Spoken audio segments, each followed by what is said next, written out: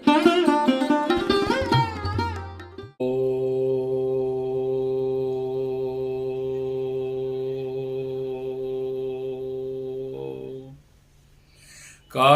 कृष्ण रूपाय राधा रूप शिवाय च सर्वक्लेश विनाशाय श्री कृष्णाय वयं नमः। ओम नमो भगवते वासुदेवाय। ऐसा है भक्तों कि ज्येष्ठ शुक्ल एकादशी तिथि प्रारंभ हुआ है। 40 घड़ी से जब आगे होता है तो उस रोज व्रत नहीं किया जाता है, इसलिए खास करके कल जो है एकादशी का व्रत मनाया जाएगा। और एकादशी का व्रत में ये देखा जाता है कि यह निर्जला एकादशी है। तो निर्जला एकादशी का मतलब ये है कि मनुष्य जो भी कर्म करता है, क्योंकि कृत्याकृत्य दोष होता है, जैसे मैं आगे भी कह चुका हूँ कई बार कि पूजा पाठ में भी अपराध होता है, दान में भी अपराध होता है, लेकिन उसके लिए आदमी को चाहिए कि कुछ न कुछ धर्म कर्म करना चाहिए। तो धर्म कर्म का मतलब यह है कि देखिए, सबसे बड़ी बात है कि कलयुग में 2 ही चीज का प्रधानता है, या तो दान का नहीं तो नाम का। तो दान अगर करने का मतलब कि निर्जला एकादशी में मटका पानी का साधन जो है सो दान दिया जाता है, इसलिए कि आगे के लिए अपने भविष्य में कहीं भी किसी चीज का अभाव नहीं हो।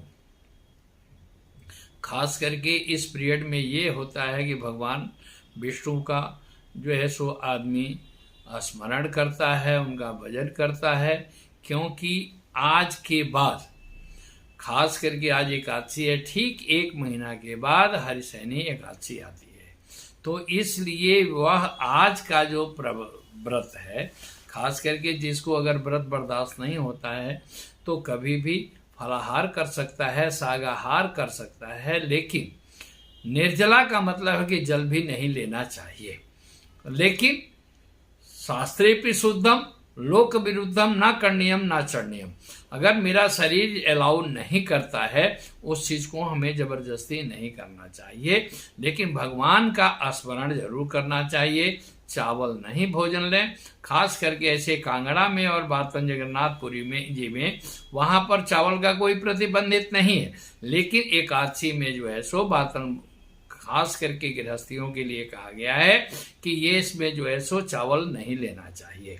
इस व्रत को करने से आपके जीवन में हर प्रकार की जो भी असुविधा है उसको शांत होता है, क्योंकि गंगा बराबर तरल, ब्रह्म जो है सो गंगा है।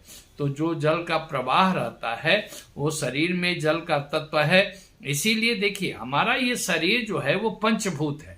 तो पंचभूत का मतलब ये है कि हमारे पास गर्मी भी है, हमारे पास जल भी है, हमारे पास मिट्टी भी है, हमारे पास वायु भी है, क्योंकि श्वास से आता है जाता है वो वायु है।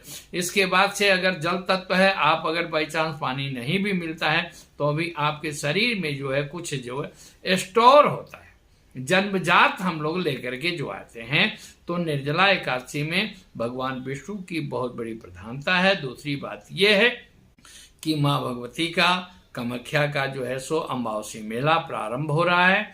आप जो भी चाहें, जैसे कई एक आदमी का प्रश्न आया कि महाराज हम घर में क्या करें, तो घर में कर सकते हैं, ऐसी बात नहीं कि नहीं कर सकते हैं।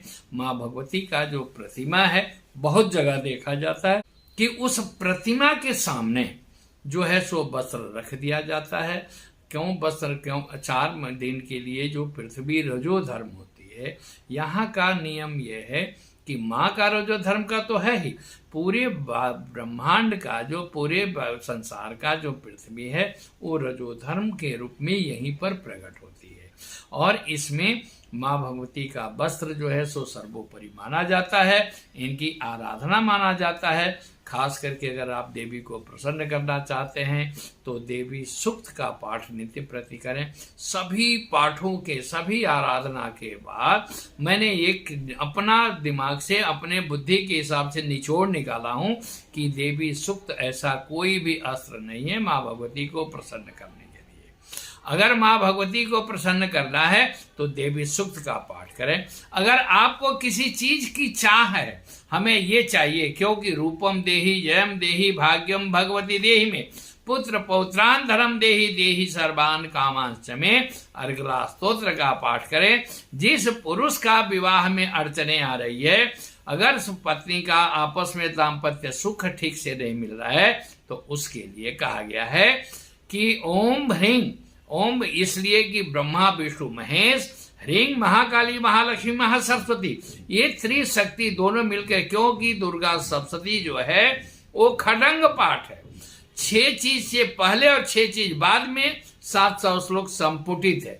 इसलिए 6 चीज मैं कहता हूं कि खास करके अर्गला स्तोत्र में खडंग पाठ है, इसलिए अर्गला स्तोत्र का पाठ आप नित्य प्रति करें।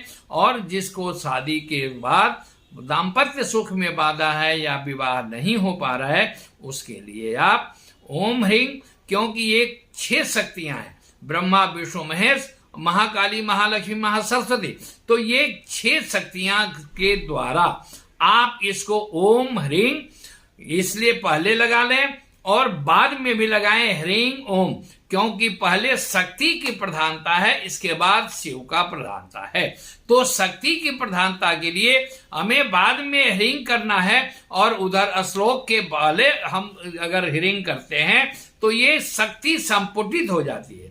ओम ह्रीं पत्नी मनोरमां देहि मनोवृत्तानुसारिणी तारिणी दुर्ग संसार सागर से क्रोधोबाम ह्रीं ओम। इस मंत्र का इस 4 दिन के भीतर कम से कम 22 तारीख से लेकर के आपको 25 तारीख का रात तक आप कम से कम जितना अधिकस्य अधिकम फलम, जितना ज्यादा जाप कर सकते हैं उतना जाप करिए। आपके जीवन में दाम्पत्य सुख में भी बातों जो भी बाधा है वो दूर होगा। जिसकी शादी नहीं हो रही है उसके लिए भी आपको बहुत बढ़िया साधन बनेगा। दूसरी चीज, जिस लड़की का शादी नहीं हो रहा है और उसको जो है सो खास करके अपने जीवन में अगर बाई चांस पति पत्नी का आपस में सामंजस्य नहीं बन पा रहा है, उसके लिए है ओम ह्रीं कात्यायनी महामाये महाजोगिन्यधीश्वरी नंद गोप सुतम देवी पतिम में कुर्दे नमः। इस मंत्र का जाप सभी गोपियों ने किया है, क्योंकि माँ भगवती रोहिणी जो है सो लक्ष्मी स्वरूपा रोहिणी है, उन्होंने भी जो है सो गौरी पूजन किया है, उसमें आराधना किया है। तो कात्यायनी देवी का सबसे बड़ा प्रयोग है, इसका भी आप प्रयोग कर सकते हैं। इसलिए आपके लिए खास करके कहा जा सकता है कि आप जो भी करेंगे मानसिक शांति के लिए आपको बहुत बड़ा महत्वपूर्ण है। आप उसके लिए कर सकते हैं, उसके लिए साधन बना सकते हैं। आप हर चीज का जो है सो रास्ता आपके जीवन में सुख मिल सकता है, सुविधा मिल सकता है, क्योंकि आपके ऊपर डिपेंड करता है कि आपको क्या चाहिए। मैंने आगे भी कहा हूं कि यह जो आषाढ़ महीना खास करके जेठ का जो है, ऐसे कहा जाता है कि आषाढ़ में अम्बावसी मेला है, अम्बावसी मेला जो कहते हैं, लेकिन आषाढ़ में जब होता है, ये आर्द्रा नक्षत्र जब होता है, आर्द्रा नक्षत्र जब भी आएगा तो ये प्रक्रियाएं होती है माँ भगवती का। तो ये समय आ रहा है, इसमें आप अपने जीवन को जितना चाहें शांति युक्त बना सकते हैं, सफल बना सकते हैं। कल एक महापुरुष का फोन आया था कि महाराज मैं कर्ज में बहुत लिप्त हूं। तो देखिए, कर्ज का मतलब यह है कि अगर आपके पास आमदनी अगर 100 रुपया होगा, खर्च 500 करेंगे तो कर्ज ऑटोमेटिक होगा। इसलिए आप अपने खर्च को संकुचित करिए।